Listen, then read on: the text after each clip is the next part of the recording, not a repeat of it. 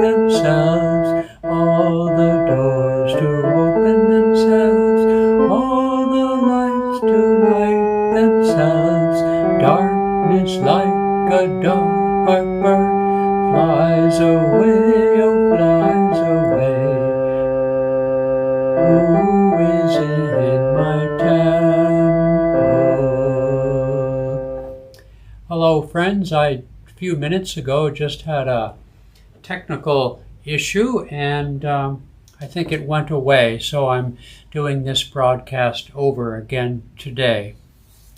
So welcome back to our weekday broadcasts of the writings of Paramhansa Yogananda. My wife Nayaswami Padma and I, Nayaswami Hriman, take turns weekdays. We broadcast live at noon, and then the recordings are posted on our website, on our Ananda Washington YouTube channel, and on our Ananda Seattle Facebook page. Now today I noticed that our spiritual directors, our dear friends, Nayaswamis Jyotish and his wife Devi from California, posted a message of peace, much needed in today. And in that Touch of Light posting was this quote from Yogananda. He wrote back, quite many decades ago, "Ye nations of the world, beware. Use your patriotism to protect your own country, and do not get mixed up with any other nation that advocates aggression. All nations should unite to cooperate in every way with those nations, to non-cooperate in every way with those nations that want to start wars of aggression." And so I certainly join the voices of people around the world and leaders of nations who want to impose sanctions on Russia for its aggression in the Ukraine. And I was asking myself in the last few days, has the PAX AMERICANA, has it ended? Has the Cold War restarted? I think that's all possible, but there have been many changes since 1990 or 91, when the Soviet Union, anyway, disbanded. Primarily, what's changed is our interdependency. Nonetheless, the question arises. America and the NATO countries have decided not to respond militarily directly to Russia's aggression.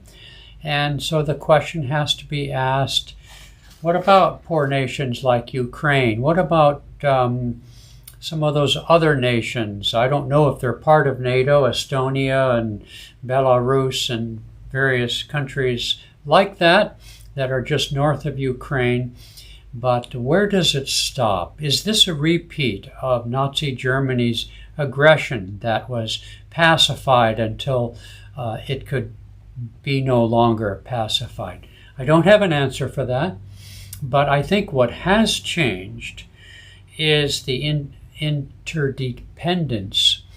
For example, I think that under the auspices of this new form of aggression and the so-called allies, Western powers' refusal to respond or push back, militarily at least, that a country like China might become more aggressive in its sphere of influence, perhaps towards Taiwan or other situations. But the fact does remain that that sanctions potentially can have meaningful impacts on these aggressive neighbors. China, after all, earns quite a bit of money by selling to the United States and to Europe and even other countries that might join us in sanctions should China also join Russia in its aggression. We haven't seen, however, that sanctions are all that effective.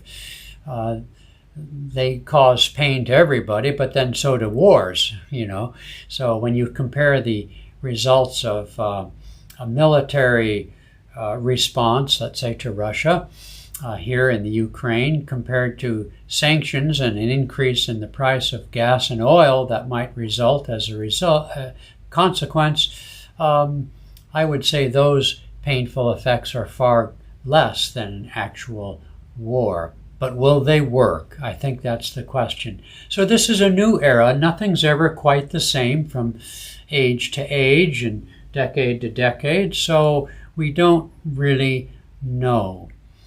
But I do think we can say safely that a new era of aggression by those nations whose leaders, at least, if not their people, have not changed very much than from the past in terms of their aggressiveness. I read an interesting article or saw an interesting couple of sentences that made the statement that now that we have a rising middle class in Asia generally, India, China, Russia, etc., that in Russia the new middle class is used to vacationing in Europe and is not all in favor of this aggression in Ukraine. By contrast, as we see in our nation here too, maybe older or younger but less well-educated people still have the consciousness that aggression is a solution, that aggression is justified. So we're far from over this great tug of war happening on our planet that has now taken this particular form.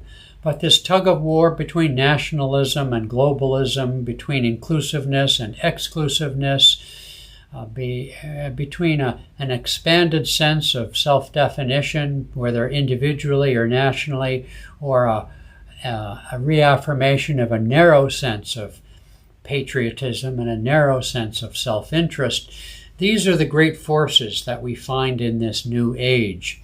Dwapara Yuga, the second age, is one characterized predominantly by a rise in the consciousness of personal self-interest or national self-interest.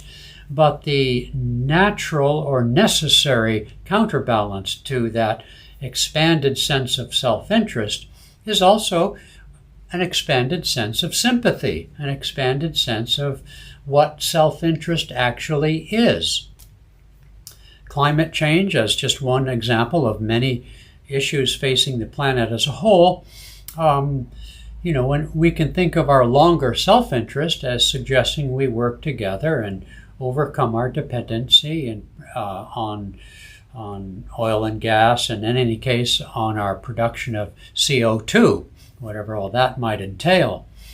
And so it is that the so-called PAX Americana, the Cold War umbrella caused by the nuclear option and no one's willingness to use that option, I think that is quickly being dissolved, exposing us to risks of nuclear war, but also opportunities for a new and expanded sense of self-interest even among nations that might otherwise be aggressive or who start down that path like Russia has, and maybe they find that, war just isn't a viable option anymore. That's what I hope and pray for. And I think I'm going to end there. I had a bunch of quotes from Yogananda to try, but I'll end there and save those for another time. Has to do with an article he published twice, once in 1939 at the beginning of when World War II was forming, and then a couple of years later in the midst of the war, he updated his post-war prophecies, but those aren't as immediately relevant to us than the things I have already said. So, and stay tuned for some other topics that I have planned for next week. All right, great souls, do pray for peace. Lord, fill this world with peace and harmony, and Lord, fill me with peace and harmony. All right.